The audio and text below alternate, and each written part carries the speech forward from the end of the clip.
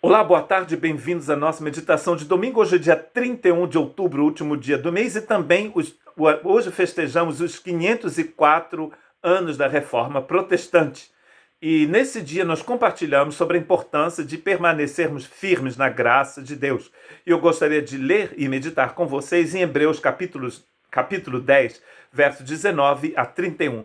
E nós começamos então com esse verso 19. Portanto, irmãos e irmãs, por causa do sangue de Jesus, podemos entrar com toda a confiança no lugar santíssimo. Por sua morte, Jesus abriu um caminho novo e vivo através da cortina que leva ao lugar santíssimo.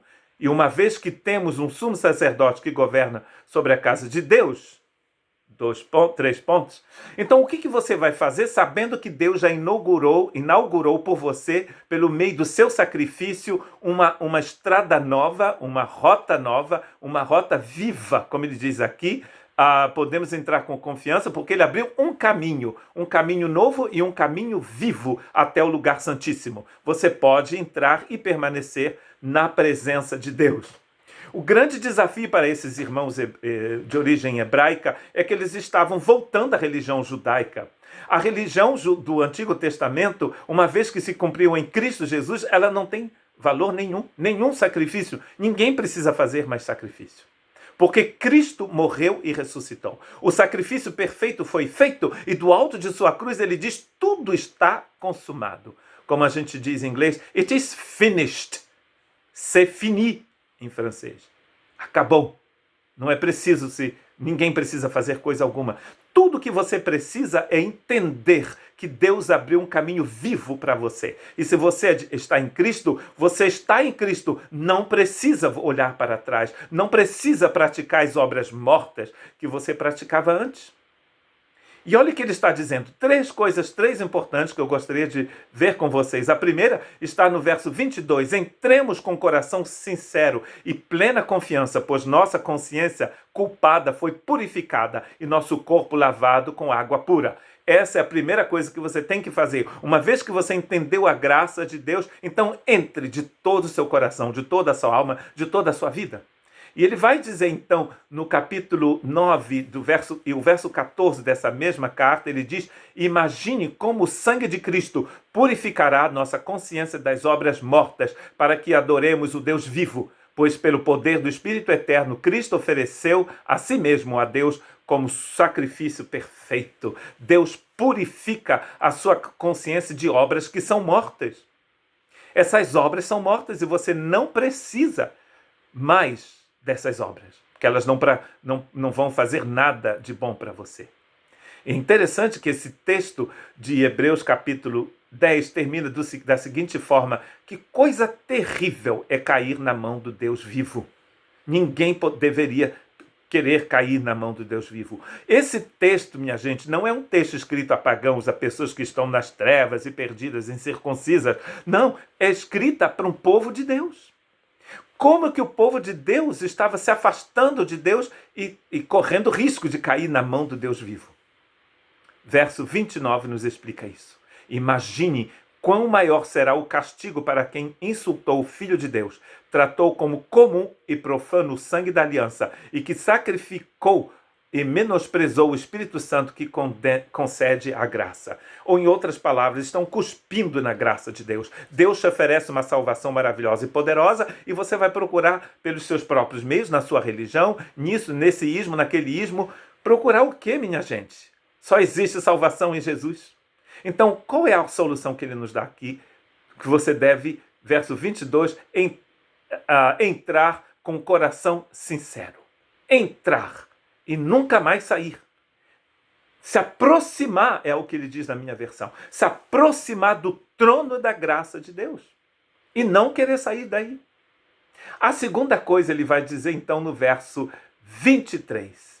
Apeguemo-nos firmemente, sem vacilar, à esperança que professamos, porque Deus é fiel para cumprir sua promessa. Nós nos aproximamos e em seguida nós nos apegamos. Como Paulo diz em Colossenses, que você deve pensar nas coisas do alto e também se agarrar a essas coisas do alto. Aqui ele está dizendo que você tem que se aproximar, entrar e permanecer. E se apegar firmemente a promessa que Deus fez para você. Não a promessa de você ficar rico, de se casar, de comprar um carro, de comprar uma casa no Brasil, aqui na França. Não, é de você permanecer firme em Jesus. Porque sem Jesus, minha gente, você não pode fazer nada.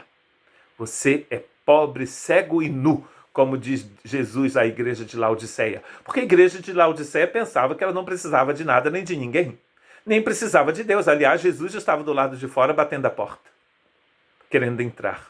Quando Jesus está do lado de fora, é porque a igreja não é mais uma igreja, virou um clube, uma associação, e não tem nem mais Jesus dentro dela. Então, se aproxime dele, entre, se apegue, e em seguida, a terceira coisa é que é extremamente prática e não deveria nos surpreender. Pensemos em como motivar uns aos outros na prática do amor de Deus e das boas obras, e não deixemos de nos reunir, como fazem alguns, mas encorajemo-nos mutuamente, sobretudo agora que o dia está próximo. Que dia? O dia do Senhor. Quando você entra pela porta, quando você se apega às coisas do alto, você vai se tornar uma bênção para o seu irmão. E é uma moda do povo dizer que não precisa de igreja. Quem que não precisa de igreja?